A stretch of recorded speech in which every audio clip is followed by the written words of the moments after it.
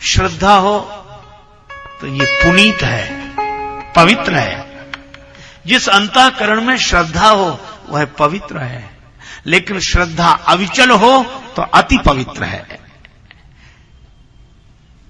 श्रद्धा तो सती रूप में भी, लेकिन पार्वती जी अविचल श्रद्धा है तो पुनीत ही नहीं अति पुनीत गिरिजा कह करनी।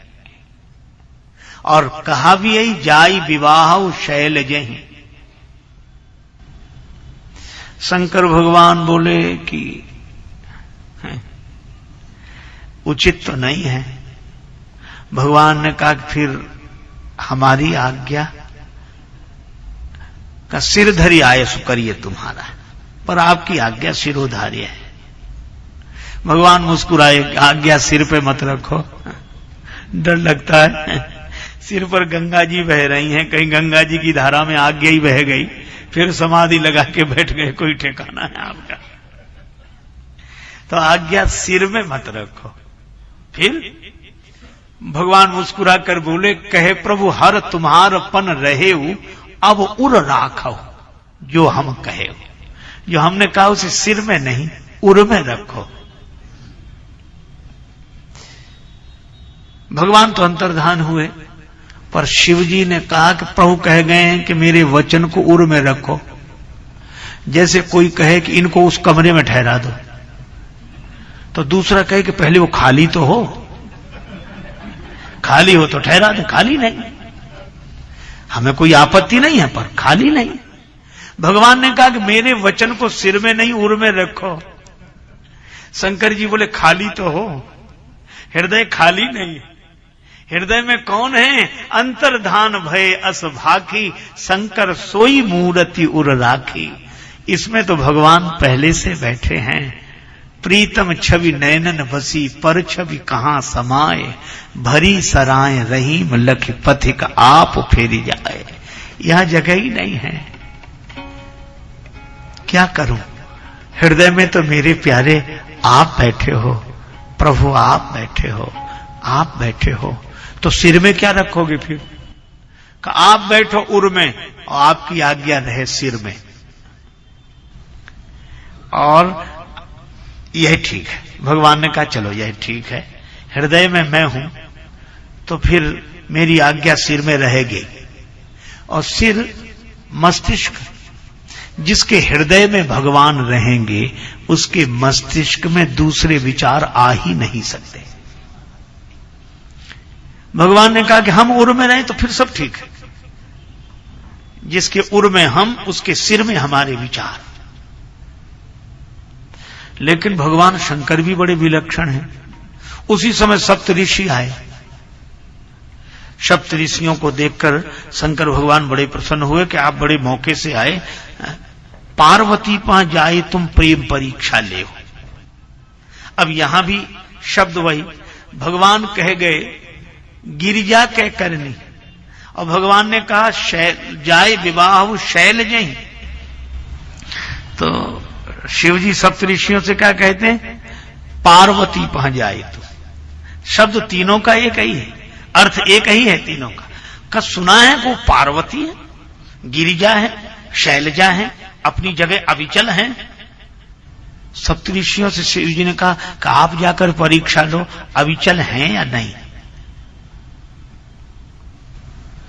तो आपको भगवान के वचन पर विश्वास नहीं है?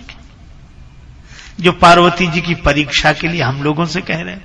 परमात्मा कह गए, फिर महात्मा से परीक्षा लेने के लिए कहना, यह बात तो समझ में नहीं आती। क्या आपको भगवान के वचन पर विश्वास नहीं है?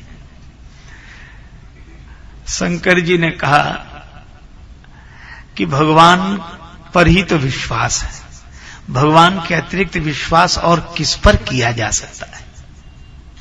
तो फिर परीक्षा क्यों? का परीक्षा इसलिए कि यही पार्वती जी पूर्व जन्म में सती थी। हमने हजार ढंग से समझाया कि राम जी भगवान है, राम जी भगवान है, पर इन्होंने हमारे भगवान को बिना परीक्षा के स्वीकार नहीं किया। तो शिव जी बोले जो हमारे भगवान को बिना परीक्षा के स्वीकार नहीं करता, हम उसे कैसे बिना परीक्षा के स्वीकार कर लें? यह शिव जी की भाव निष्ठा है। लेकिन संतों को भेज ही दिया। सप्त ऋषि गए और सप्त ऋषियों ने जाकर यही कहा कि ही अवराधव का तुम चाहू, हम सन सत्य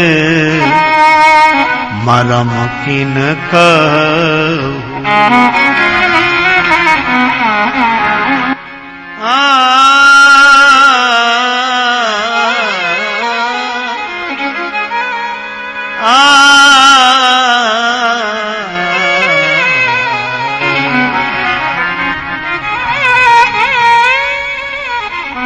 पार्वती जी समझ गईं, समझाने वाले आए हैं।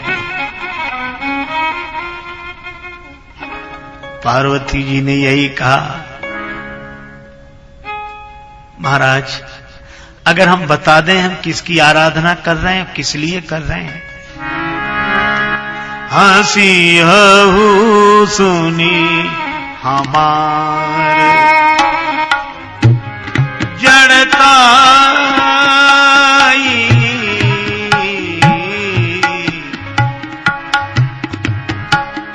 हंसी हऊ सुनी हमार जड़ता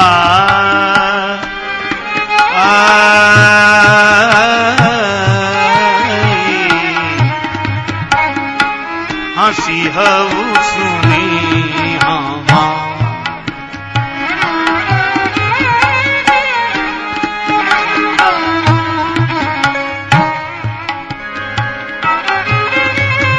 मन हठ परान सुनई सिखावा,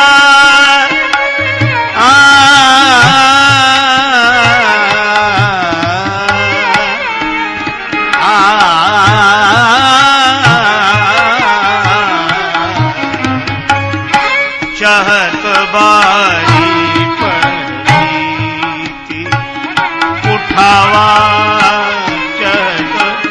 बारी पर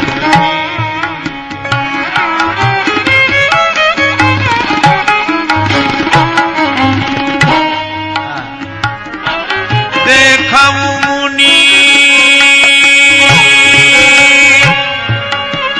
मुनि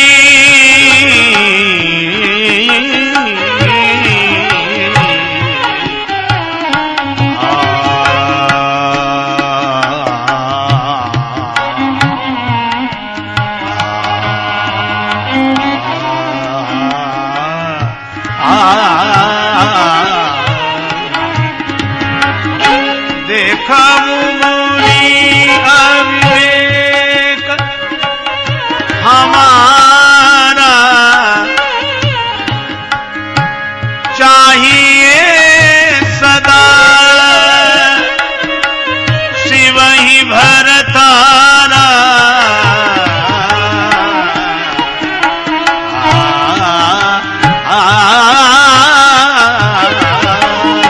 हंसी हऊ सुनी हमार सोनी हमार सोनी हमार। सप्त ऋषियों के समझाने के पहले ही पार्वती जी कहने लगी, अरे महाराज हमारी मूढ़ता पर तो आपको हंसी आएगी,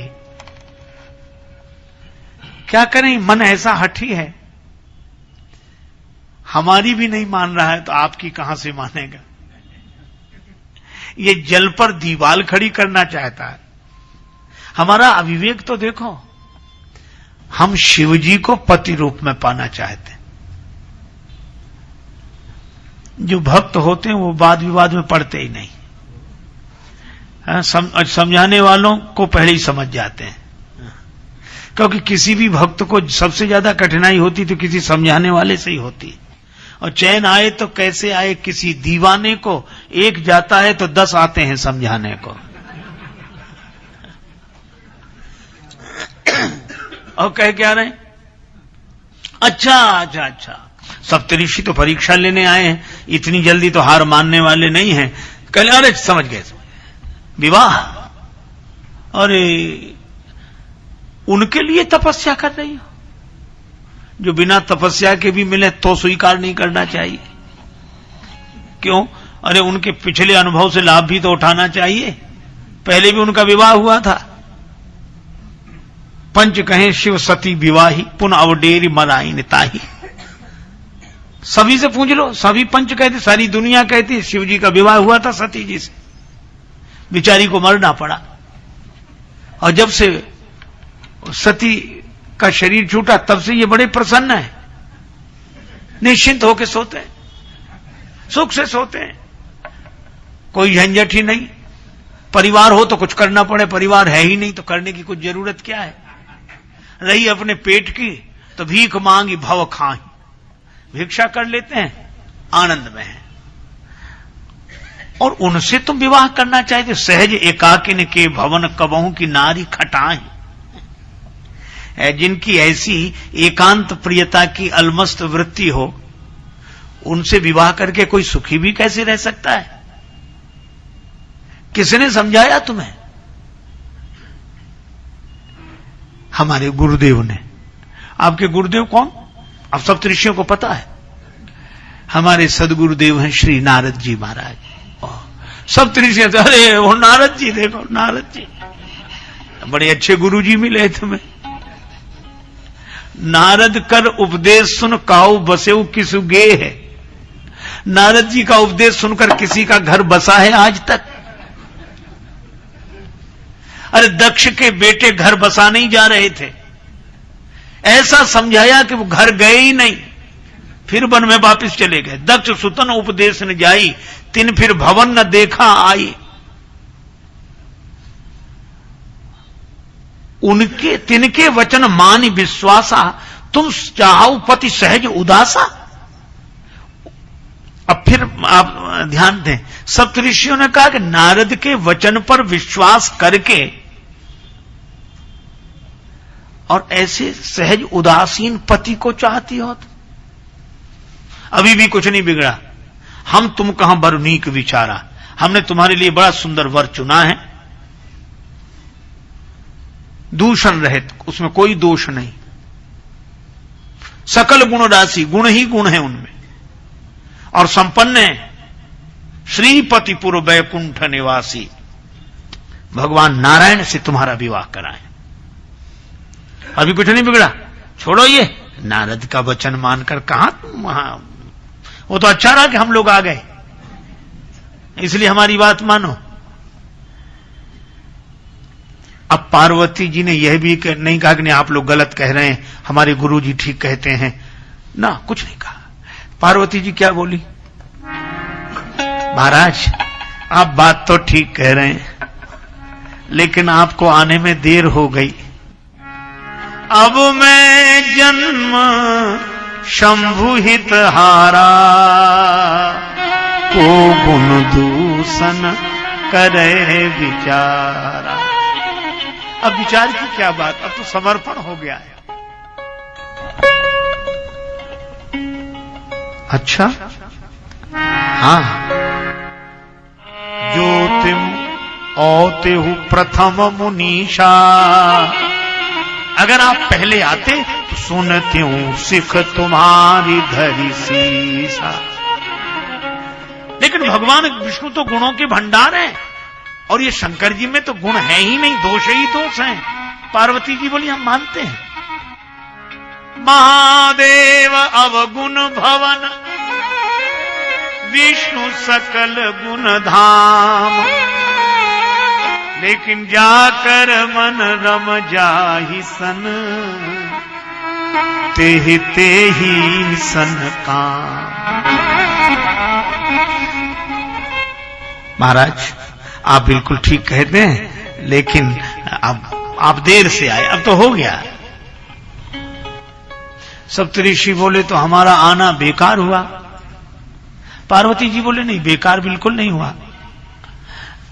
क्यों? बोले कोई हमारा ही अकेले थोड़ी विवाह होना है। अगर आप लोगों का यही काम रह गया हो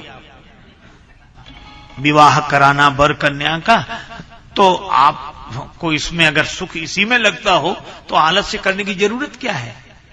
तो कौतुकियन आलस नाही, वर कन्या अनेक जग माही, अनेक वर कन्या है। लेकिन अब मैं तजऊ न नारद कर उपदेशु, बस यह बात है। यहां सप्त ऋषि कहते हैं हम 7 ऋषि हैं और हम लोग अलग अलग बात नहीं कह रहे हैं, सब मिलकर एक बात कह रहे हैं। बोले आप सब मिलकर एक बात कहो, और एक बार नहीं चाहे 100 बार कहो, पर तजऊ न नारद कर उपदेशु, यह है सदगुरु वैद्य वचन विश्वासा, ये विश्वास। और वो क्या कह रहे हैं, तिनके वचन मानी विश्वासा, उनके वचन पर विश्वास मत करो।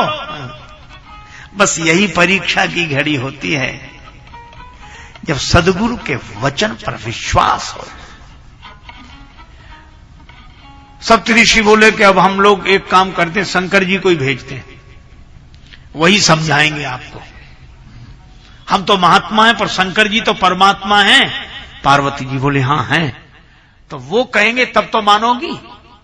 पार्वती जी बोली कि आप एक बार कह रहे हो, पर तजऊ न नारद कर उपदेशु, आप कहां 100 बार महेशु। शंकर भगवान भी 100 बार आकर कहें तो भी मैं गुरुदेव के वचन का त्याग नहीं कर सकती। विश्वास है, विश्वास है, विश्वास है, यह है सदगुरु वैद्य वचन विश्वास।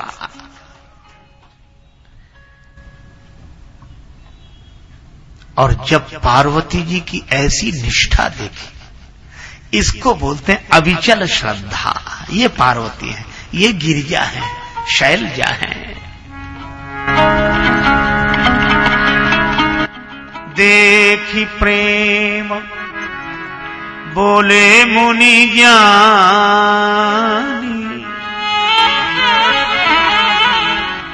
जय जय जय जगदम्ब भवानी भवानी भवानी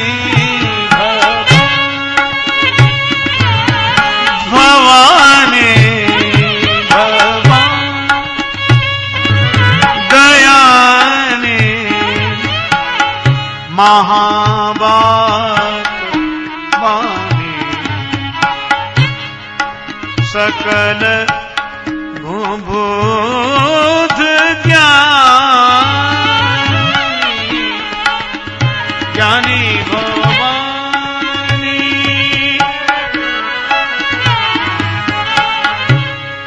दयानी महावाक बानी कलबूत ज्ञानी भवानी भवानी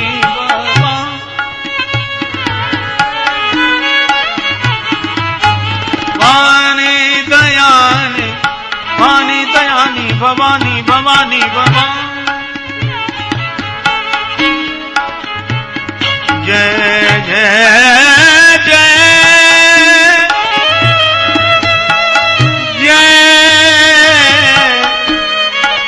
जय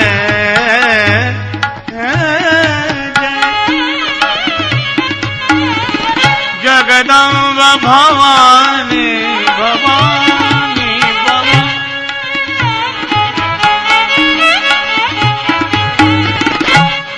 भवानी दयानी महाभागवानी भवानी भवानी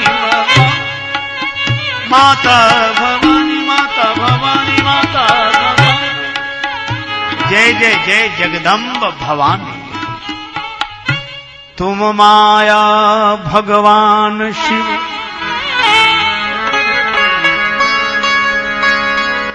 सकल जगत पितु मातु नाई चरण सिर मुनि चले पुनि पुनि पुलकत गा। सप्त ऋषि हाथ जोड़ते हैं, प्रणाम करते हैं। प्रणाम है माता, या देवी सर्वभूतेषु श्रद्धा रूपेण संस्थिता। नमस्तस्यै नमस्तस्यै नमस्तस्यै नमो नमः। यह वचन पर विश्वास, सद्गुरु वैद्य वचन विश्वास। सप्त ऋषियों ने जाकर शंकर भगवान से कहा, जो सुनाया भय मगन शिव सुनत सनेहा। शंकर जी आनंदित हो गए अविचल श्रद्धा का समाचार सुनकर। परमात्मा भी प्रसन्न होते हैं। पर शंकर भगवान विश्वास के रूप है, और विश्वास की दृढ़ता जिसके जीवन में है, भगवान पर जिसका विश्वास है, उसके जीवन में प्रतिकूलता भी आती, अनुकूलता भी आती है, दुख भी आता है, सुख भी आता है। लेकिन शंकर जी दोनों स्थिति में करते क्या है? जब दुख आया, सती जाए तनु त्यागा, तो दुख आया तो शिव जी क्या करते हैं? जपहि सदा रघुनायक नामा, भगवान का नाम लेते हैं। इसका अर्थ क्या है कि भगवत विश्वासी के जीवन में जब दुख आता है तो वह दुख मिटाने वाले परमात्मा का स्मरण करता है, और भगवत विश्वासी के जीवन में जब सुख आता है तो वह सुख देने वाले प्रभु पर का स्मरण करता है, ध्यान करता है। उसका विश्वास है कि दुख केवल भगवान मिटा सकते हैं और सुख केवल भगवान ही दे सकते हैं। तो दुख दिया, दुख मिटेगा भगवान के नाम से, और आज मिला सुख, तो सुख में भी मन स्थिर नहीं हो रहा है। तो मन थिर करी तब शंभु सुजाना, लगे करन रघुनायक ध्याना। वे भगवान का ध्यान करते हैं, समाधिस्थ हो गए। देखो, यही तो अंतर है। शंकर जी विवाह की खबर सुनकर समाधि में चले गए। ऐसी घटना आज तक नहीं घटी होगी, और विवाह का विरोध करके भी नहीं गए। वे तो विवाह की खबर सुनकर समाधि में चले गए। किसी ने देवर्षि नारद जी से कहा कि शंकर भगवान तो विवाह की खबर सुनकर समाधि में चले गए। नारद जी बोले, हम तो समाधि से बाहर आए, और जब विवाह की खबर क्या कल्पना की, तब से समाधि में जा ही नहीं सके। अरे समाधि की कौन कहे, जप तप कछु न हो यही काला, हे विधि मिलई कवन विधि बाला। पर शंकर जी अच्छा क्यों चले गए? इसलिए चले गए। देखो, मुझे एक बात याद आई। एक ग्वालिनी थी, नाम था रामा। हमारे गुरुदेव यह कहानी सुनाते थे। तो ग्वालिन दूध बेचने जाती, तो एक अनाश्रित बालक भिक्षा मांगता था, उसका नाम था भगतू। तो ग्वालिन को दया लगी तो उसे दूध दिया। पहली बार दूध पिया, बड़ा स्वादिष्ट लगा। भक्त बोला, मां ये तो बड़ा स्वादिष्ट है, इससे भी अधिक कोई चीज और स्वादिष्ट होती है? हाँ बेटा होती है। क्या? खीर। खीर और स्वादिष्ट होती है। मां खीर कैसी होती है? उसमें चीनी डाली जाती है, चावल डाला जाता है, दूध को पकाया जाता है। भक्त बोला, मां दूध तुम दे दो, मैं तो भिक्षुक हूं, कहीं से चावल मांग लूंगा, चीनी मांग लूंगा, आग मांग लूंगा, खीर बना लूंगा। ग्वालिन बोली, बेटा तू इस झंझट में मत पड़, तू मेरी प्रतीक्षा करना, मैं खीर लेकर बनाकर आऊंगी, तेरे लिए बनाकर खीर ले आऊंगी। मां अगर तुम नहीं आई तो अपना पता तो बता दो। ग्वालिन बोली, विश्वास कर, नहीं तो मोहल्ला मकान नंबर कुछ नहीं बताएगी। नहीं नहीं, तो नाम तो बता दे, और कुछ याद ना रहे, नाम बना रहे यार। अरे बेटा मेरा नाम रामा है। भक्तों ने कहा कि ठीक है, अगर नहीं आई तो नाम पूछते पूछते पहुंच जाऊंगा। अब बालक ही ठहरा। अब खीर के कारण उसको लगा कि आ जाती तो ठीक, लेकिन आएगी तो यही लेकर आएगी, कहीं नहीं आई तो इसका नाम ना भूल जाऊं। तो अब वो बैठ गया बालक, निश्चल भाव से रामा रामा रामा रामा रामा रामा रामा। अब दिन भर करता रहा, और दिन भर करते करते वृत्ति ऐसी एकाग्र हुई भगवान के नाम का प्रभाव आ गया, अंतःकरण पवित्र था, बालक था, वृत्ति अंतर्मुखी हो गई।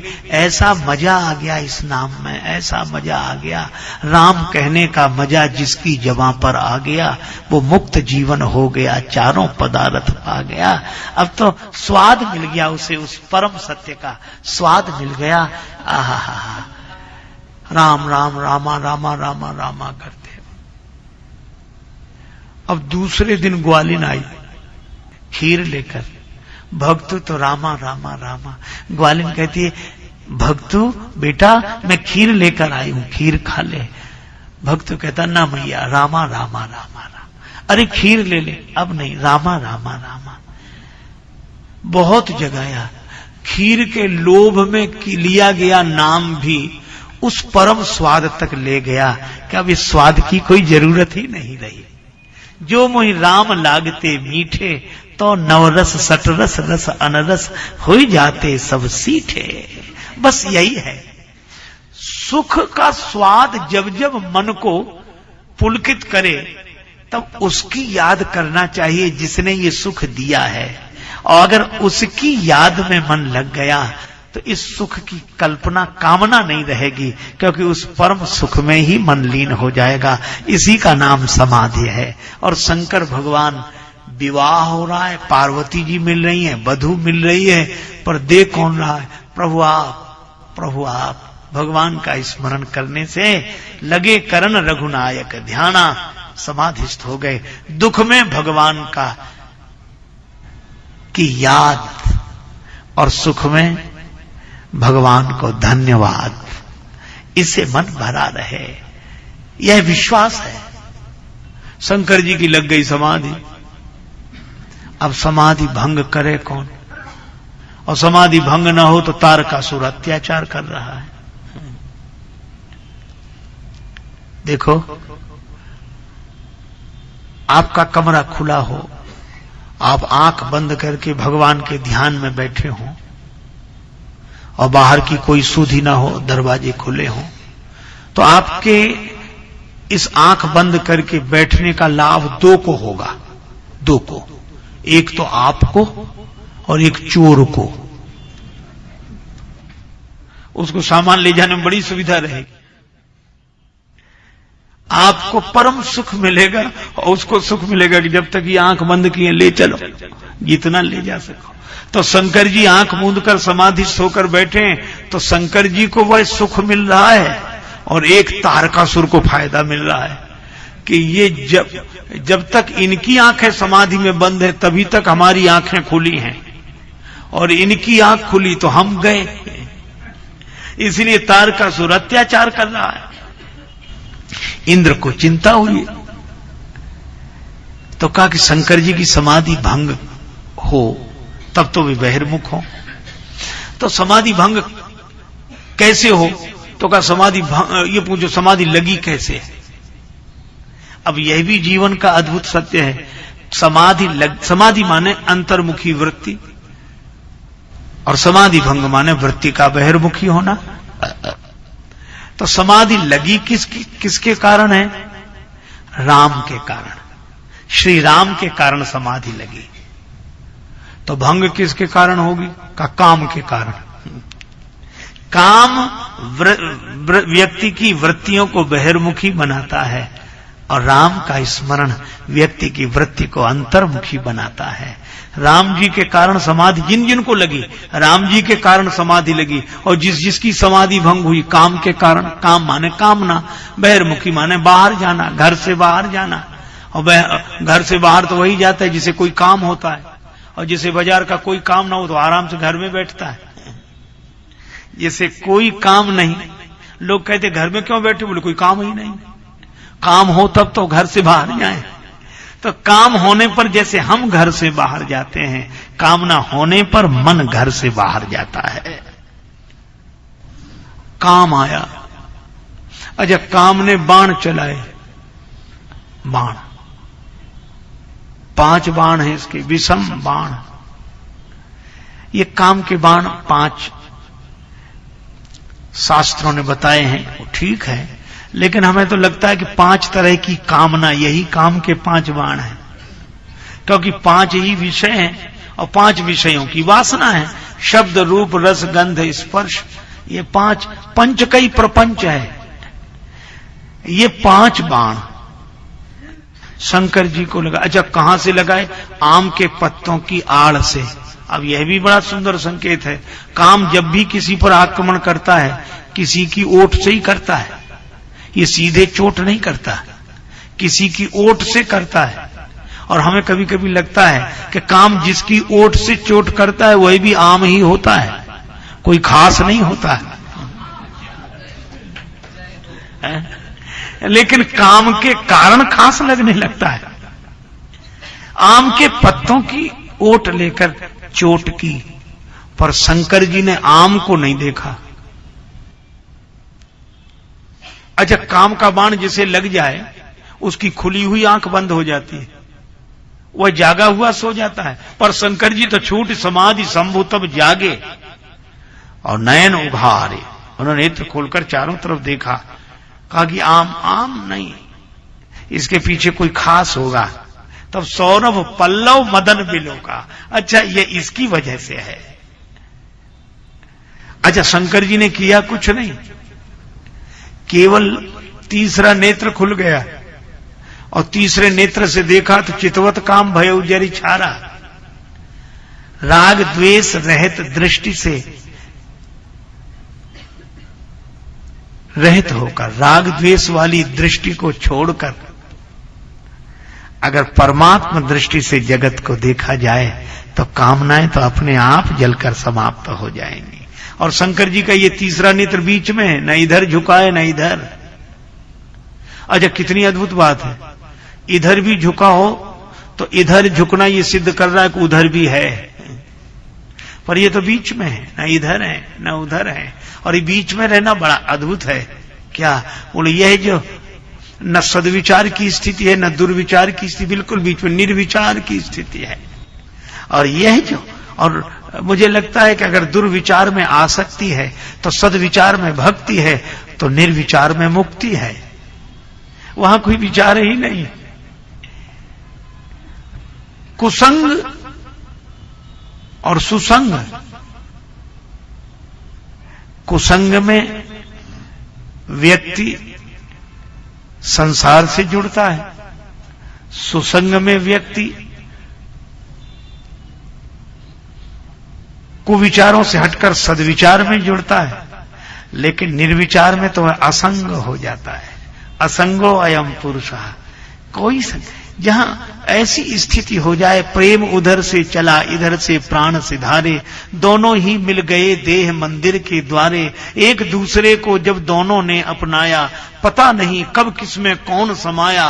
प्रेम तत्व के सिंधु में प्राण बिंदु जब खो गया, पंच तत्व तन त्याग कर अलख निरंजन हो गया। ये दृष्टि खुल गई, ये तीसरी दृष्टि खुल गई, यह ब्रह्म दृष्टि। अब तो कोशिश भी करें, कहां है काम? चितवत काम भय उजरी छारा, पता ही नहीं। अच्छा, कामना क्यों नहीं रही? क्योंकि परमात्मा के अलावा दूसरा कोई रहा ही नहीं, तो कामना किसकी? अच्छा, फिर परमात्मा वहां हो तो कामना हो, वो वहां भी है यहां भी है, कहां नहीं। इसीलिए परमात्मा लाभ जिन्हें हो गया वे पूर्ण काम है, आप काम है, परम तृप्त है। काम जलकर नष्ट हो गया। देवताओं ने समझा गए काम से, काम ही गया।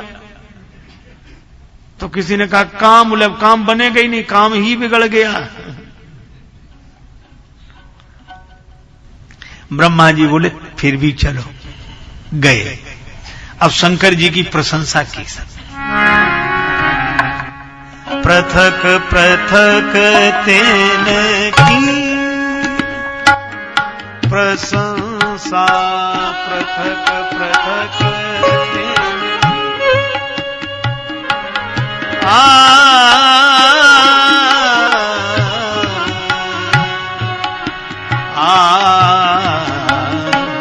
पृथक पृथक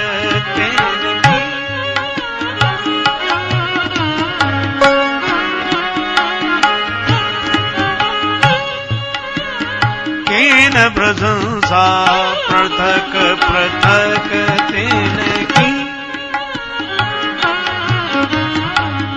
भय प्रसन्न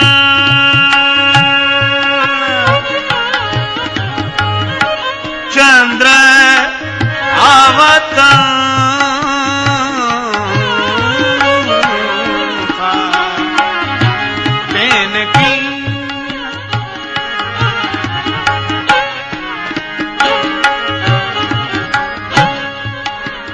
प्रशंसा पृथक पृथक तिन कीन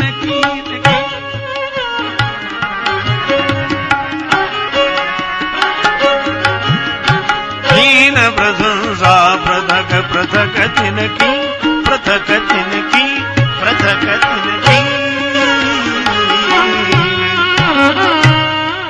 सभी आए। शंकर भगवान आपकी जय हो, आप जैसा महान कौन, आप जैसा महान कौन। आप हमारे शंकर भगवान ऐसे भी इतने में प्रसन्न। ऑर्डर था, कहो हमारा आए कही है तो कैसे आना हुआ। महाराज अब दर्शन को आए थे, दर्शन हिम्मत ना पड़े कैसे कह रहे। तो देवता ब्रह्मा जी से बोले आप कहो, आप। ब्रह्मा जी बोले हम क्यों कहे, तुम क्यों नहीं कहते, सामने आए हो तो सामना करो। महाराज हम ही लोगों में से एक ने सामना किया था, वो भी देव ही था, कामदेव। पता ही नहीं वो कहां गया। महाराज तो ब्रह्मा जी से शिव जी ने कहा कि क्या बात है, आप ही बोल दीजिए क्या है। ब्रह्मा जी ने कहा कि इन देवताओं के मन में ऐसी इच्छा है कि अपने नेत्र सफल कर लें। सफल हम समझे नहीं, अभी सफल हुए नहीं, दर्शन तो करने आए हो ना। सकल सुरन के हृदय शंकर परम ऊंचा, निज नयनन देखा चाहि नाथ तुम्हारा विवाह। ये आपका विवाह देखकर नेत्र सफल करना चाहते हैं, आपका विवाह।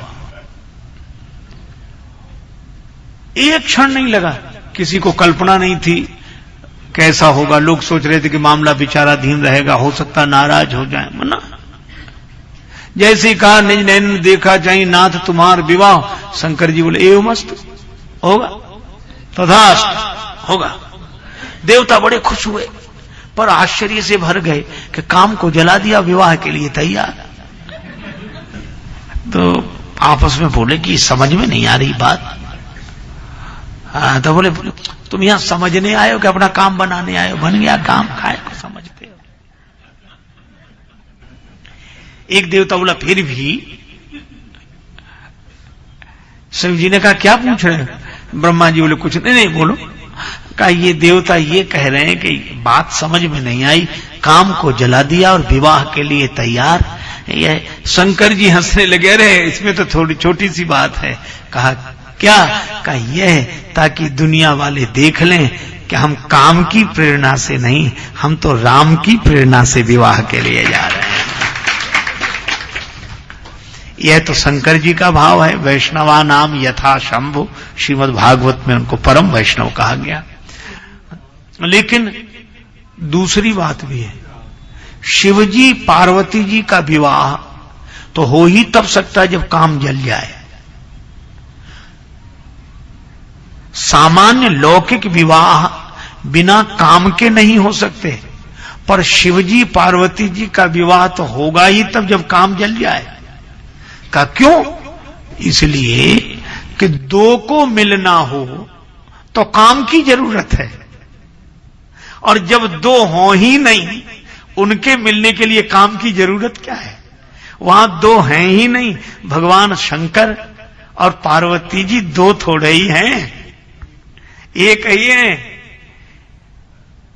वाणी और वाणी के अर्थ की तरह हैं, वे अभिन्न हैं, वे दो दिखते हैं सिंधु और लहर की तरह। बस जो भगवान शंकर के विवाह की लीला, वही भगवान श्री कृष्ण की रास लीला का रहस्य।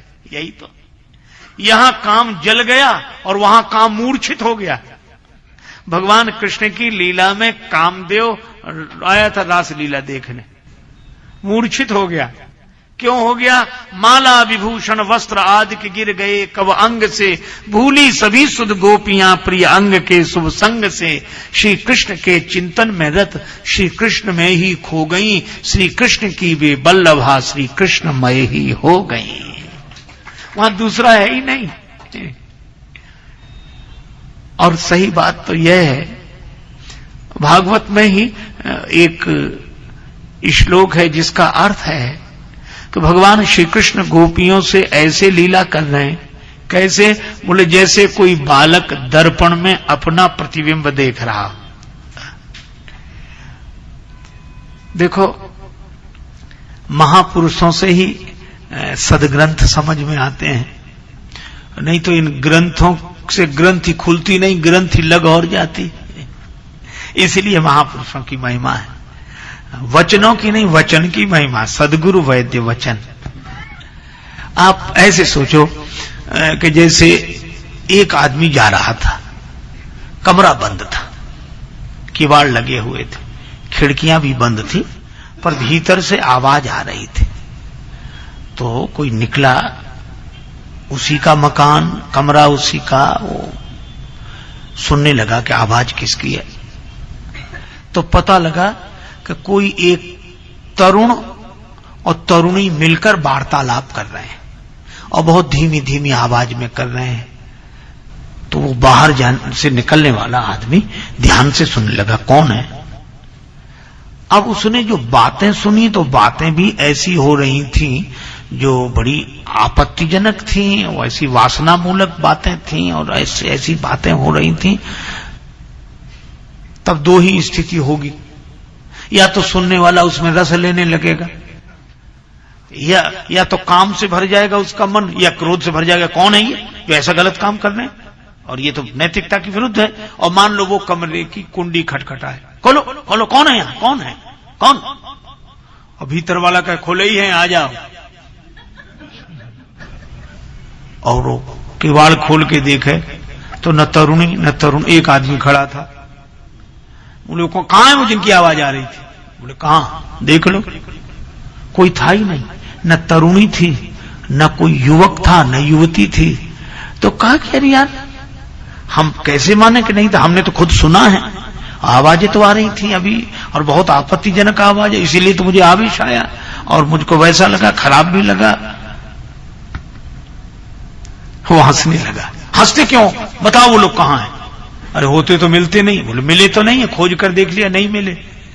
बाद में पता लगा कि वो आदमी कलाकार था, वो अकेले ही था, कोई था ही नहीं, पर वही युवक बनकर बोल लेता और वही युवती बनकर बोल लेता। और दूसरों को इतना भ्रम हो गया, अरे वो ठहाका लगा के हंसने लगा, कह रहे यार तुम भी अद्भुत कलाकार हो, परेशान कर दिया हमें। हम समझ रहे थे कि ये तरुण है, वो तरुणी है, और ये बातें हो रही हैं, वैसी बातें हो रही हैं। तुम ऐसे कलाकार हो, तुम्हें प्रणाम है। बस यही भगवान की लीला है न। वो ऐसा कलाकार है कि वही ग्वाल होकर बोलने लगता, वही गोपी होकर बोलने लगता, वह एक होने के बाद भी दो होकर दिखने लगता है।